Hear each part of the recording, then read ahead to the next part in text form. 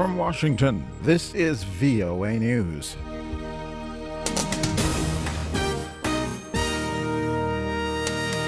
I'm Vincent Bruce reporting Greece will avoid bankruptcy as a result of a new financial agreement. Eurozone finance ministers agreed Friday to extend Greece's bailout loan program for 4 months, overcoming a Greece-Germany standoff. Greek officials are expected to present a list of comprehensive reforms on Monday for the country's debt inspectors to assess.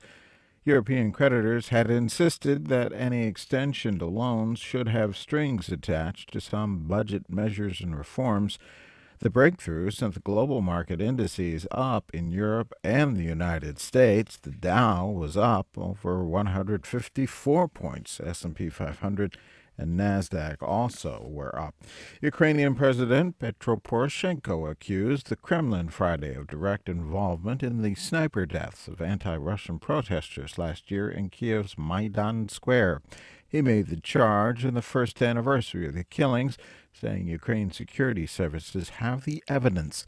The Russian Foreign Ministry called the accusation ravings and madness. Meanwhile, amid reported ceasefire violations, the White House said again Friday that Moscow faces higher costs and more isolation if Russian-backed separatists continue violating the ceasefire in eastern Ukraine signed last week. The United Nations envoy to Yemen says rival political parties, including the Shiite rebels that recently seized power in the majority Sunni country, are getting closer to reaching a deal that could prevent the country from sliding into civil war. Jamal Benomar Friday made that statement in his Facebook page. Mohammed al-Basha is a spokesman for the Yemeni embassy in the United States. I think the correct term to describe his announcement is that the political parties reached a consensus. The UN envoy Benomar said issues that remain unresolved include the status of the presidency. This is VOA News. Somalia's al-Shabaab Islamic militants have attacked a popular hotel in Mogadishu, killing at least 20 people, including 2 government officials, and wounding the country's deputy prime minister. A VOA reporter in Mogadishu says the first explosion occurred just after guests finished praying Friday at a small mosque inside the central hotel. A second explosion followed, and then gunfire. President Hassan Sheikh Mohamud condemned the attack via Twitter, calling the incident an outrage and saying his thoughts are with those who were hurt. Al-Shabaab has claimed responsibility for the attack.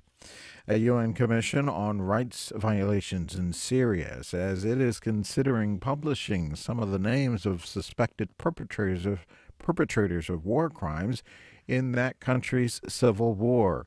From the United Nations, VOA's Margaret Bashir has a report. The 4-person Commission of Inquiry had an informal, closed-door meeting with Security Council members on Friday. What we share with the Security Council Lead Commissioner Paulo Pinheiro said afterward that in a bid to end impunity in Syria, the panel will decide by mid-March whether to publish some of the names. Just to release the names without any follow-up, we don't think that is very constructive. The Commission has previously compiled 4 confidential lists of alleged perpetrators. Margaret Bashir, VOA News, the United Nations. The U.S. President Barack Obama's administration is fighting another round in a legal and political squabble over deporting illegal immigrants. White House officials say they will ask for a stay of a judge's order to overturn Mr. Obama's executive actions that would protect many immigrants from legal action. The stay would keep the executive actions in place until the issue is appealed to a higher court. The executive action bypassed Congress and angered many Republicans who took the issue to court. The World Health Organization has approved the first rapid test kit for use in Ebola-affected countries in West Africa. WHO says the test will significantly speed up the process of ferreting out people who have become infected with the deadly Ebola virus. Lisa Schlein reports for VOA from Geneva. The World Health Organization calls this new antigen rapid test a breakthrough in efforts to detect the Ebola virus, which has infected more than 23,200 people and killed 9,365 in Liberia, Sierra Leone, and Guinea over the past year. WHO spokesman Tarek Jazarovich tells VOA the test is not perfect, but good enough to make a significant difference. The test can correctly identify 92% of Ebola-infected patients and 85 of those not infected with the virus.